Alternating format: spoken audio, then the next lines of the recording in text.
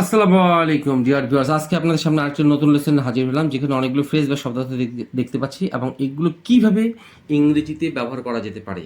আমরা যখন কারোর সঙ্গে কথোপকথন করব বা ইংরেজিতে মনের ভাব প্রকাশ করব, যেখানেই হোক, সেটা খাতায় লিখেই হোক, লিখে প্রকাশ করেই হোক, বা কারোর সঙ্গে কথা বলেই হোক, তো কিভাবে এই শব্দগুলো ব্যবহার করে সুন্দরভাবে কথা বলা যেতে পারে বা ইংরেজিতে মনের ভাব প্রকাশ করা যেতে পারে, তা জেনে নিই এই লেসনের মাধ্যমে।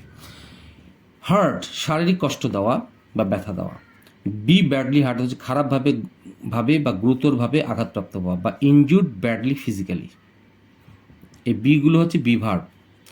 আরটা হচ্ছে অনেক কষ্ট অনুভব করা, হচ্ছে বি বি ডিপলি হার্ট অথবা ফিল ডিপলি হার্ট, যাতে হচ্ছে অনেক কষ্ট অনুভব করা।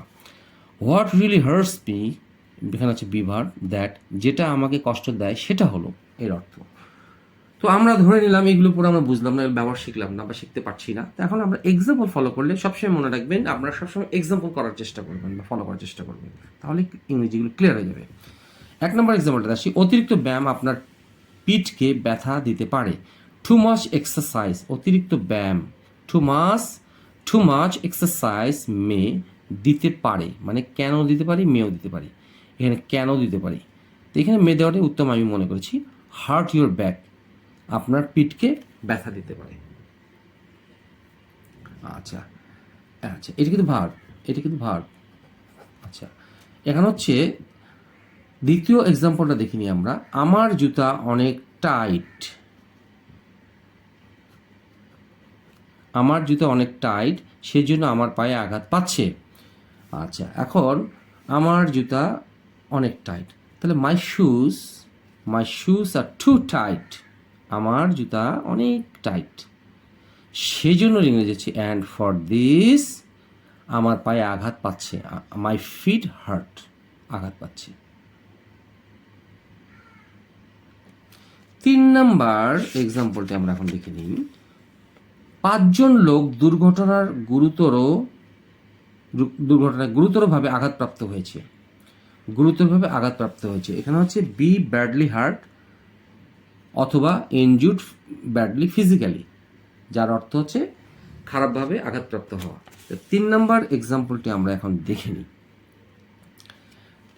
5 জন লোক দুর্ঘটনায় গুরুতরভাবে আঘাতপ্রাপ্ত হয়েছে। তো 5 পিপল হয়েছে, হ্যাভ বিন ব্যাডলি হার্ট। এই হ্যাভ বিন, এই যে বিভার্ব, এই বিভার্বটা আমরা বলতে পারি যেটু এখানে আর দিলেও হবে কি প্যাসিভ ভয়েসে, কিন্তু আমরা এখানে হ্যাভ বিন দেওয়ার চেষ্টা করেছি, প্রেজেন্ট পারফেক্ট করার চেষ্টা করেছি। এটা আমার কাছে উত্তম মনে হয়েছে। তো 5 people have been badly heart in the accident, দুর্ঘটনায় 5 জন লোক গুরুতরভাবে আঘাতপ্রাপ্ত হয়েছে।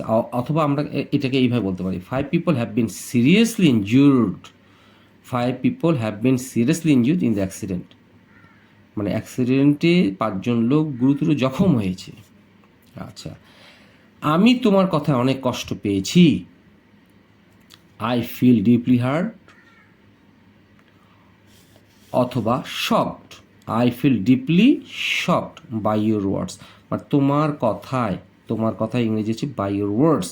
আই ফিল ডিপলি হার্ট অথবা I feel deeply shocked by your words, তোমার কথা অনেক কষ্ট পেয়েছি, যেটা আমি এখানে পূর্বে দেখিয়েছি, বি অথবা ফিল ডিপলি হার্ট, অনেক কষ্ট অনুভব করা। আর এখন যেটা আসতেছি যে হোয়াট রিয়েলি হার্টস মি, বিভার প্লাস দ্যাট, যেটা আমাকে অনেক কষ্ট দেয় সেটা হলো। আচ্ছা, 5 নম্বর এক্সাম্পলটা সেটি, যেটা আমাকে এখনো কষ্ট দেয় সেটা হলো what really hurts me still, যেটা আমাকে এখনো ইংরেজি still, what really hurts me still is that, এই সেই বিভার, যেটা আমাকে এখনো কষ্ট দেয় যে তুমি আমাকে বিপদে ফেলে চলে গিয়েছিলে। আচ্ছা, এইটা একটা ফ্রেজ রয়েছে, সুন্দর phrase, LEAV, somebody in the lurch, LURCH, কাউকে বিপদে ফেলে চলে যাওয়া। তা এই লিভের পাস্টেন্স আমি লেফট করেছি, ভার্ব টু করেছি, যে what really hurts me still is that, যেটা আমাকে এখনও কষ্ট দেয় সেটা হলো you left me in the lurch, তুমি আমাকে বিপদে ফেলে চলে গেছো, অথবা লেফট মি ইন ট্রাবল, আমাকে বিপদে ফেলে চলে গেছো, অথবা আমাকে বিপদে ফেলে চলে গেছো, মানে লিভ সামবডি ইন ট্রাবল। আশা করি আপনাদের লেসনটি ভালো লেগে থাকবে। ভালো লেগে থাকলে অবশ্যই লাইক, শেয়ার, কমেন্টস করবেন, যাতে করে আপনাদের মাধ্যমে এই লেসনটি দ্রুত অন্যদের কাছে পৌঁছায়। তো সেই প্রত্যাশায় আসসালামু আলাইকুম।